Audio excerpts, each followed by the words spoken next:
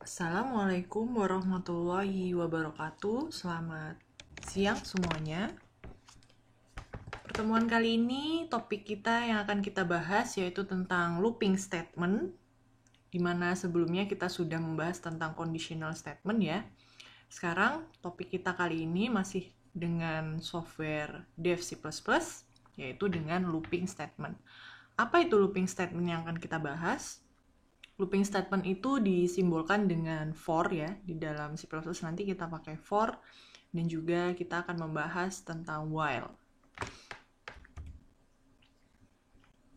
Nah, kita lihat di sini, ini adalah sebuah output ya, di mana di sini disuruh nge-print atau mengeprint sebuah angka, yaitu angka 1 sampai 10, di mana nanti outputannya yang akan keluar adalah awal loop, kemudian 1, 2, 3, 4, 5, 6, 7, 8, 9, 10, sampai terakhir, kemudian akhir program.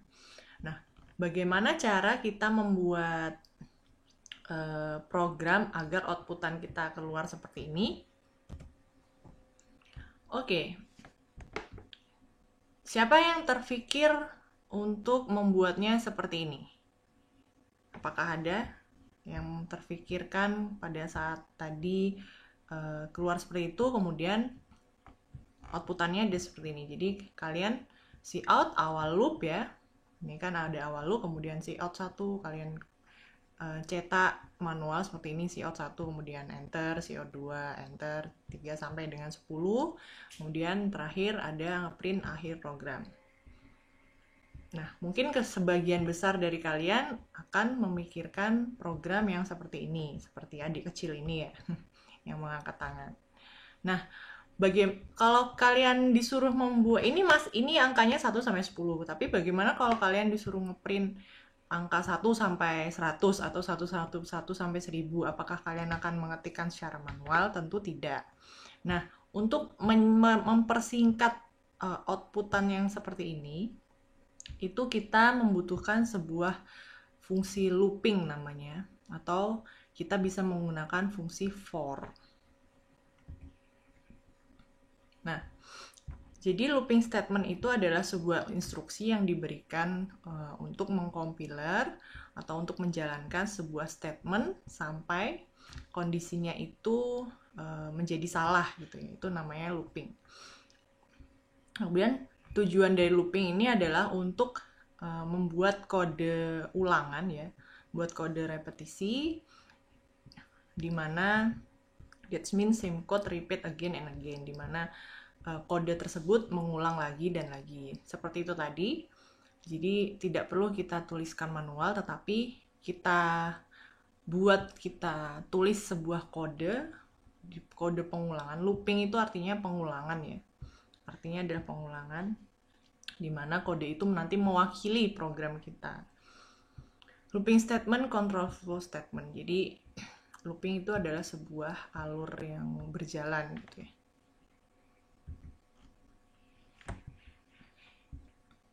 Nah, kenapa kita harus menggunakan looping? Dimana kita membuat kode yang sama berulang-ulang.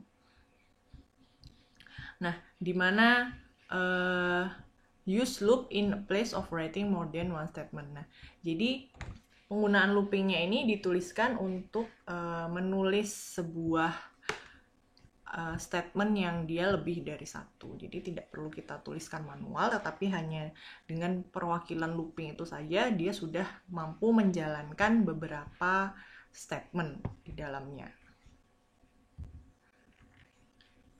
Nah, apa keuntungan dari looping statement? Looping statement ini yang pertama mempersingkat sintaks kita ya, supaya tidak terlalu panjang. Nah, kemudian otomatis juga akan mempersedikit atau memperkecil memori yang kita gunakan. Nah, conditional atau looping. Conditional statement itu dia hanya menjalankan hanya satu program ya, di mana looping statement itu menjalankan beberapa several number of time. Jadi dia melakukan pengulangan beberapa number pada satu waktu. Sedangkan pada conditional statement dia hanya menjalankan only once, hanya satu kali saja, tidak ada pengulangannya. Tapi kalau looping dia akan kembali lagi mengulang seperti berjalannya sebuah lingkaran gitu ya. Nah, nanti ini ada 4 tipe looping ya di dalam pemrograman C++ yang akan kita bahas, di mana yang pertama nanti kita akan membahas tentang for, kemudian yang kedua nanti tentang nested for atau for di dalam for, kemudian ada while, dan terakhir nanti kita membahas tentang do dan while. Yang pertama yaitu tentang for.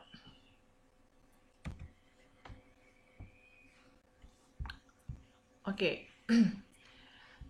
Ini adalah program sintaks yang kita buat dengan menggunakan looping untuk yang tadi, yang di awal slide tadi ya, untuk menampilkan awal loop, kemudian angka 1 sampai 10. Nah, tadi kan yang di awal kalau misalnya kita ketikkan manual cout 1, cout 2, cout 3 sampai terakhir. Nah, kalau misal kita menggunakan looping, itu kita bisa persingkat seperti ini. Jadi ini awalnya tetap ya pakai include iostream, using name, int-min. Nah, kemudian di dalam programnya yang ini. Yang pertama tentu cout awal loop ini kita tuliskan dulu ya. Cout, kemudian awal loop, kemudian enter. Nah, for, kita sudah mulai masuk ke for di sini. For, kemudian saya tulis ya.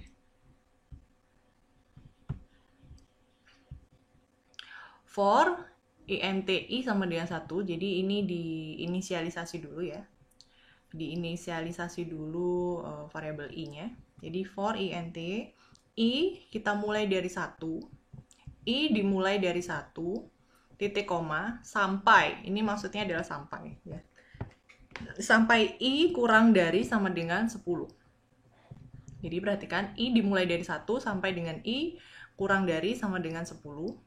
Kemudian i plus ini maksudnya ini adalah looping ya. Jadi i plus 1 berarti berapa? 1 plus 1 berarti 2. Berjalan ke 2. Kemudian berjalan lagi i2, berjalan lagi i3 dan seterusnya. Nah, kemudian apa yang akan dicetak? Yang akan dicetak ini cout kita mencetak i di sini. Kemudian enter. Jadi logikanya seperti ini. Jadi pada saat i itu sama dengan 1, maka cout i, maka dia akan cout mengeprint ya, ngeprint angka 1 di sini. Nah, kemudian enter kan. Nah, kemudian dia enter, endl ya, enter. Kemudian i plus masuk ke i1 tambah 1, berarti 1 ditambah 1, berarti masuk ke i sama dengan 2. I sama dengan 2. Apakah i sama dengan 2 masih ada di sini? Iya, masih. Berarti i sama dengan 2, maka cout i, berarti i masuk ke 2. Berarti 2 dicetak di sini 2. Kemudian enter. Kemudian enter, i plus lagi, i plus berarti 2 tambah 1, 3, dan seterusnya sampai dengan 10, ya kan? Sampai dengan 10, kemudian enter. Nah, kalau misalnya i sudah 10, kita lihat di sini i 10, berarti kan ini i plus berarti i 11. Nah, i 11 apakah ada di dalam kondisinya? I kurang dari sama dengan 10, karena i 11 sudah di luar dari batas i ini tadi, maka berarti program ini sudah selesai. Kemudian masuk ke baris selanjutnya, program selanjutnya yaitu cout akhir program. Maka yang akan diprintkan di sini nanti adalah akhir program. Nah, kemudian selesai. And maka tampilannya nanti adalah 1, 2, 3, 4, 5, 6, 7, 8, 10 dan akhir program, sama seperti yang di awal tadi. Nah, untuk yang sebelah kanan ini eh ini sama, ini maksudnya sama, tetapi inisialisasi variabel i-nya berada di luar for ya. Jadi ini nggak apa-apa. Ini boleh. Kalian mau inisialisasinya di luar atau di dalam for ini sama saja hasilnya. Nah, kemudian ini contoh untuk penjumlahan dan perkalian. Jadi kalau misalnya penjumlahan kita punya angka 1, angka 2, angka 3 kita totalkan. Berarti ini sama dengan mencari sigmanya ya, sigma angka i. Dimana kita punya i, n, ada variabel i, ada variabel n, variabel angka nanti yang kita masukkan atau kita simpan, dan kemudian kita keluarkan atau outputnya adalah kita ingin mencari totalnya. Untuk perkalian juga seperti itu, angka 1 kita punya, tapi dia adalah perkalian. Nah, bagaimana caranya atau kita membuat sebuah sintaks atau program untuk mencari nilai sigma dan juga nilai dari perkalian dari angka ini. Nah, jadi ini adalah contohnya ya. Langsung masuk ke program saja ya. Berarti ini ada, kita punya i, n, angka, dan total. Karena i dan n ini adalah bilangan real, maka kita simbolkan dengan integer ya. Kemudian untuk angka dan totalnya kita menggunakan float karena bisa jadi dia berupa bilangan desimal. Kemudian kita masukkan cout, masukkan n, berarti kita masukkan dulu, kita tentukan dulu berapa jumlah data yang akan kita masukkan ya. Berarti masukkan banyak data misalnya. Kita mau masukkan misalnya berapa data, misalnya 2 data, berarti nanti cin dulu, kemudian n. Kemudian perhatikan di sini, untuk penjumlahan kita harus mendeklarasikan dulu variabel total sama dengan 0. Di sini kita deklarasikan variabel total sama dengan 0 ini, maksudnya ini adalah sebuah, ibarat ini adalah sebuah mangkok ya. Sebuah mangkok di mana mangkok ini masih kosong. Jadi isinya adalah masih 0. Nah, kemudian for i sama dengan 1 sampai i kurang dari sama dengan n. Perhatikan ya. For i sama dengan 1 sampai i kurang dari sama dengan n. Berarti ini nanti i kurang dari sama dengan sesuai dengan banyak datanya ya. Banyak datanya kan n. Kalau misalnya kita masukkan banyak datanya 2, berarti i nanti kurang dari sama dengan 2. Tapi dia nanti akan otomatis. Berarti kita ditulis di sini i kurang dari sama dengan n, i plus plus. Nah, kemudian programnya selanjutnya adalah cout, masukkan angka ke i. Nah, di sini kita memasukkan angkanya.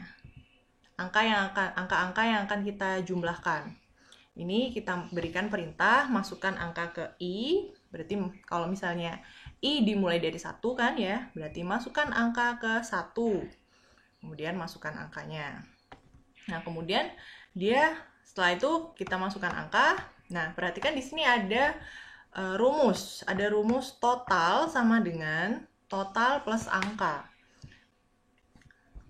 Nah, total sama dengan, total ini di awal kan kita sudah deklarasikan 0. Nah, berarti ini 0 ya. Berarti ini ada mangkok, ada isinya 0. Kemudian 0 ini ditambah dengan angkanya yang kita masukkan. Misalnya tadi kita masukkan angka 2 misalnya. Berarti 0 plus 2. Nah, 0 plus 2 berarti ini sekarang mangkoknya isinya berapa? Berarti sekarang mangkok ini isinya 2. Berarti sekarang total ini bukan 0 lagi, tetapi sekarang total ini adalah 2. Oke ya. Nah, kemudian total 2 ini. Nah, kemudian ini masih berjalan ya. I masih berjalan, berarti kita belum ke sini. Tunggu, berarti ini akan kembali lagi ke atas. Berarti for i plus plus, berarti sekarang i kedua. Nah, i kedua berarti, nah ini berarti mangkok yang kedua kita ya, kedua. Nah, kemudian misalnya kita masukkan angka kedua. Nah, angka yang kedua misalnya kita masukkan angka 3 gitu ya.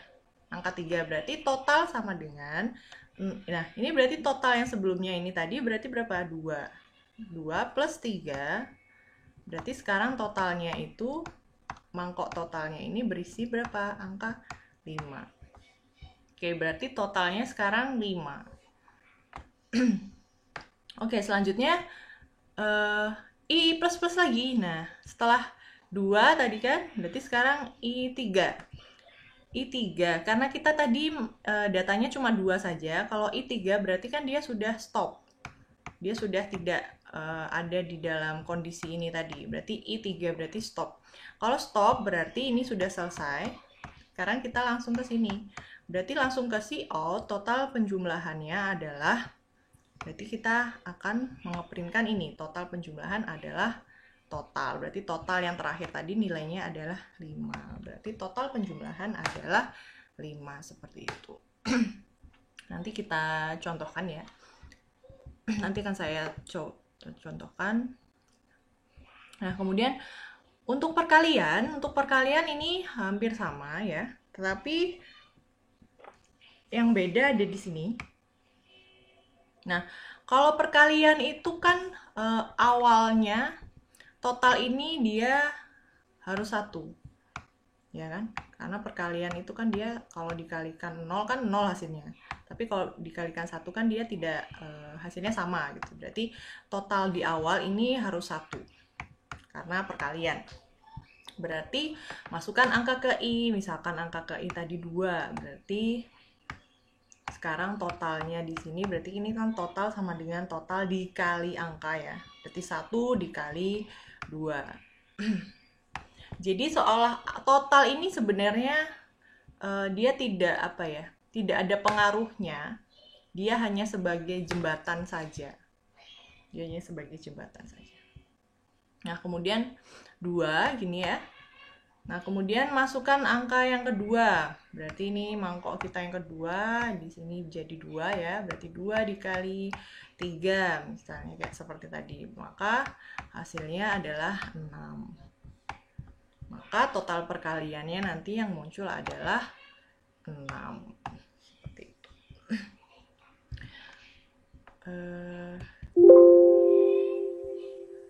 Kalau saya contohkan misalnya ya. Kalau saya contohkan, oh ya, ini tadi kelewatan ada satu yang belum ya. Nah, jadi ini adalah formula pada for ya. Jadi ada 3 part yang ada di dalam for. Itu yang pertama ada inisialisasi, ada kondisi, dan ada iterasi. Dia penjumlahan atau pengurangan.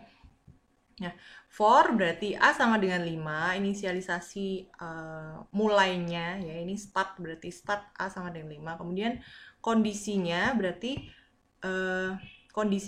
kondisi sampai ke berapa, atau kalau misalnya kita bahasakan sederhana berarti A dimulai dari 5 sampai A kurang dari sama dengan 10, berarti kondisi yang benar ya. Kalau di luar dari ini berarti kita sudah berhenti atau kondisi salah. Kemudian A++ ini adalah iterasinya atau berjalannya dari nilai A ini tadi. Ya, ini saya copy. Kita lihat di sini ya. Nah, ini kalau kita jalankan, nah perhatikan nih kalau di copy paste tuh dia langsung begini ya. Dia langsung hilang. Ganti dulu. Oke, kalau sudah kita coba compile and run. Ini penjumlahan ya.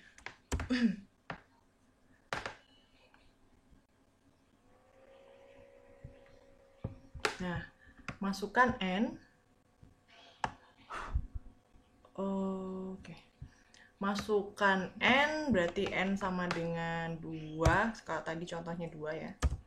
Nah, berarti masukkan angka ke 1. Perhatikan ini, berarti masukkan angka ke I. Nah, ini kan programnya I. Karena kita mulai dari 1, berarti ini I ini berjalan dari 1 dulu. Berarti masukkan angka ke 1. Misalnya angka ke 1 tadi 2. Kemudian masukkan angka kedua. Nah, pada saat kita sudah memasukkan 2 di sini, total di sini itu dia ini sudah berisi 2. Awalnya 0, kemudian totalnya pada saat kita masukkan 2, total yang awalnya 0 ini sudah ada isinya, yaitu berisi 2 sekarang. Nah, kemudian kita masukkan angka kedua. Kalau kita masukkan angka keduanya 3, maka nanti ini akan di-execute ya, program ini, maka nanti akan keluar hasil ini, total penjumlahan adalah 2 tambah 3. Nah, maka total penjumlahannya nanti adalah langsung dia 5. Seperti itu. Kalau perkalian tadi, di sini total ini harus 1 ya. Kemudian di sini berkali. Kemudian misalnya kita compile and run lagi. Nanti hasilnya adalah 6. Nah, kalau misalnya kita mau masukkan 5 angka, misalnya 1, 2, 3, 4, 5, maka harusnya hasilnya berapa? 120.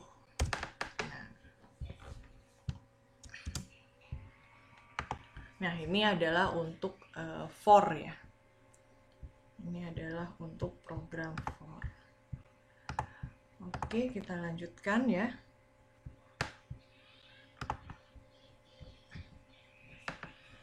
Kemudian untuk nested for ini, untuk nested for, nah nested for ini berarti for di dalam for ya. Itu biasanya contoh programnya atau logikanya adalah untuk membuat sebuah deret ya, atau deret bintang di sini, atau bisa juga deret angka. Nah, ini yang pertama, kalian disuruh memasukkan sejumlah n, di mana n-nya nanti 5. Kalau misalnya n-nya 5, maka hasilnya nanti akan muncul bintang-bintang seperti ini ya, sebanyak 5 kali 5. Jadi ada 5 baris dan 5 kolom. Ini bintangnya penuh. Nah, kemudian yang kedua, masukkan n sama dengan 5, nanti berarti ada segitiga yang ukurannya segitiga sama sisi ya, ini berarti dimana ini ada 5, kemudian alasnya juga 5, ini juga 5 diagonalnya. Nah, kemudian yang ketiga, nanti kalian buat sebuah kotak ya, persegi, tetapi di dalamnya ini dia kosong. Kemudian yang ke nomor 4, kalian buat sebuah persegi tetapi bukan pakai bintang, tapi ini pakai angka ya. 1, 1, 1, 2, 2, 2, 3, 3, 3, 4, 4, 5, 5. Kemudian yang terakhir nanti kalian buat angka tetapi angkanya 1, 2, 3, 4, 5 ini sama. Nah, bagaimana caranya nanti silahkan kalian kerjakan untuk nomor 2, 3, 4, dan 5. Di sini nanti saya berikan contoh untuk yang nomor 1. Oke. Saya mau jelaskan dulu logika berjalannya ya. Jadi untuk nested for atau for di dalam for, itu jalannya seperti ini. Jadi ini awalnya kalian disuruh masukkan n ya, masukkan n-nya, kalian mau buat persegi ukuran berapa? Tadi ada 5 kali 5. Nah, kemudian di sini for i sama dengan 1. Di sini ada j. Ada i dan j. Jadi anggap i ini adalah sebuah baris ya. Sebuah baris, i itu adalah baris. Kemudian J ini anggap ini adalah kolom. Kolom. Ya. Jadi misal kalian buat 1, 2, 3, 4, 5. Ya kan? Ini kalian buat, ini ada 1, 2, 3, 4, 5. Ini ada barisnya, berarti ini adalah I. Nah, kemudian kalian buat lagi 1, 2, 3, 4, 5. Ini adalah J. Karena kita tadi buatnya N-nya 5 ya. N-nya 5 kali 5. Nah, perhatikan di sini, for I sama dengan 1. Jadi, yang berjalan adalah I dulu. Jadi I baris pertama. Nah, kemudian pada saat kita masuk ke I baris pertama, kemudian perintah selanjutnya adalah for J, berarti langsung ke J. Berarti kita lihat di sini, J sama dengan 1. J sama dengan 1 berarti ada di sini. Nah, perhatikan. Berarti kita ada di kolom ini. Nah, kolom ini berisi apa? Kolom ini adalah berisi cout. Nah, karena ini ada perintahnya, berarti for J ini harus kita jalankan dulu. Ya. Karena setelah for ini kemudian ada perintahnya, maka perintah yang akan berjalan adalah yang perintah ini dulu. Berarti J sama dengan 1, maka kita akan apa ini? Menuliskan bintang di sini. Berarti ini ada bintang. Kemudian J plus ya. Berarti incrementnya atau ada pengulangan ke J plus 1. Berarti 1 plus 1. Berarti 1 plus 1 berarti J sama dengan 2. Sekarang di J sama dengan 2, kita juga akan mencetak bintang. Sampai dengan J sampai ke berapa? Sampai J kurang dari sama dengan N. Berarti sampai J sama dengan N. Berarti N-nya tadi kan 5. Berarti sampai J ke 5. Nah, maka 2, 3, nah 2, 3, 4, 5 ini semuanya nanti akan dicetak bintang. Nah, setelah J sama dengan 5, kemudian J++, J6. J6 sudah tidak ada di sini. Berarti sudah stop. Karena sudah stop, kemudian masuk ke sini. Ya kan? Masuk ke sini, kemudian enter. Setelah J ngeprint ini, maka kemudian kita enter. Kita enter, kita masuk lagi ke for. Karena for ini tadi kan belum selesai. Ya, for ini tadi belum selesai. Kemudian kita masuk ke for lagi. Nah, sekarang I++. Berarti I plus, karena tadi sudah I berjalan sudah I sama dengan 1. Kemudian I plus 1 berarti kita masuk ke I kedua. Kita masuk ke I kedua, kemudian kita ketemu for J lagi. Ya kan? Kita ketemu for J lagi, kita ketemu dengan baris. Maka ini yang diisikan lagi. Diisikan lagi, kemudian enter lagi. Enter lagi, ketemu for I lagi ya. Ketemu for I lagi, sekarang I-nya jadi 3 kan? Sekarang I jadi 3. Kemudian ketemu J lagi, maka ini cetak bintang lagi dan seterusnya sampai I4 juga. Ini berarti ini, kemudian enter sampai dengan I ke-5, ya kan? I-nya di sini sampai I sama dengan N juga. Berarti kalau sudah I sama dengan N plus kalau kemudian N plus 1, kalau N plus 1 berarti I sama dengan 6. Karena I sama dengan 6 salah, maka berarti dia langsung keluar. Nah, berarti program ini sudah tidak dijalankan lagi. Berarti ini langsung keluar, maka dia langsung out. Ini sudah tidak ada apa-apa lagi. Berarti nanti dia langsung keluar. Maka hasilnya nanti yang dikeluarkan di dalam outputnya adalah seperti ini. Nah, ini adalah logika berpikirnya seperti itu ya.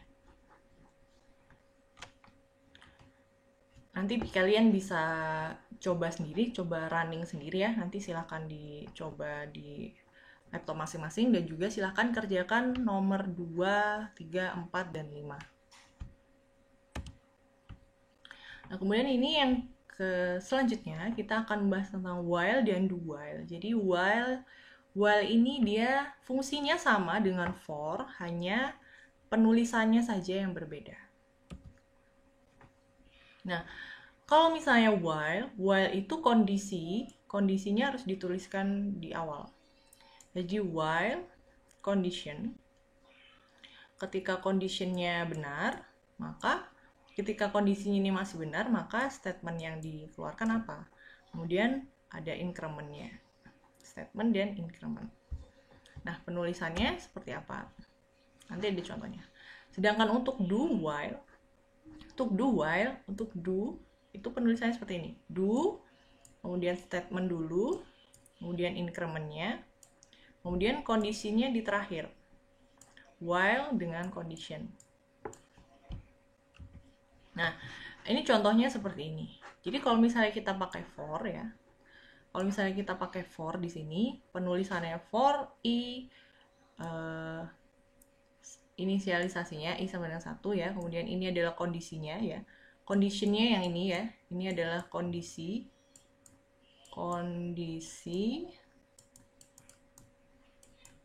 Nah, yang ini incrementnya tadi ya. Ini incrementnya. Increment. Oke.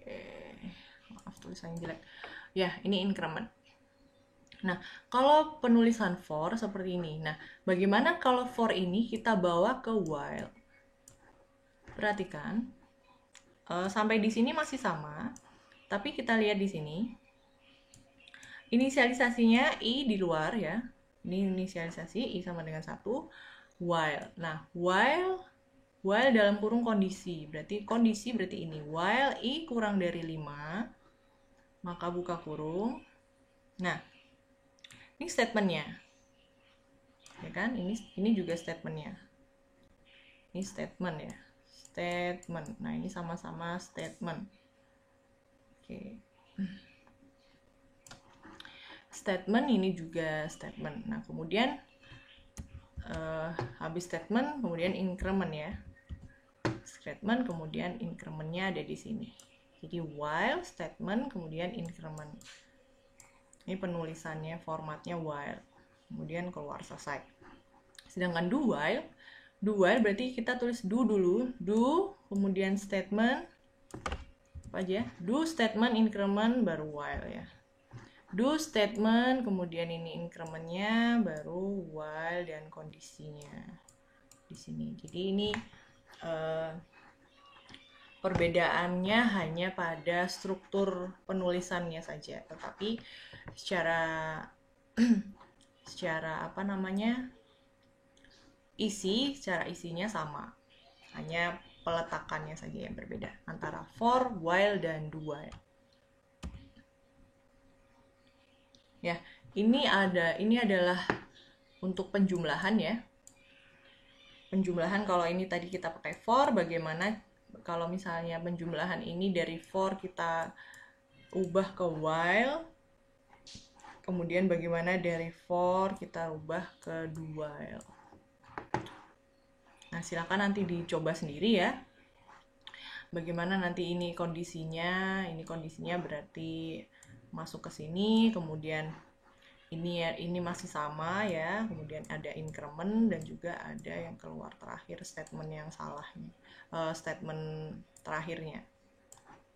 Kalau do berarti ada do dulu, do kemudian statementnya, ada incrementnya, kemudian baru yang terakhir adalah while-nya.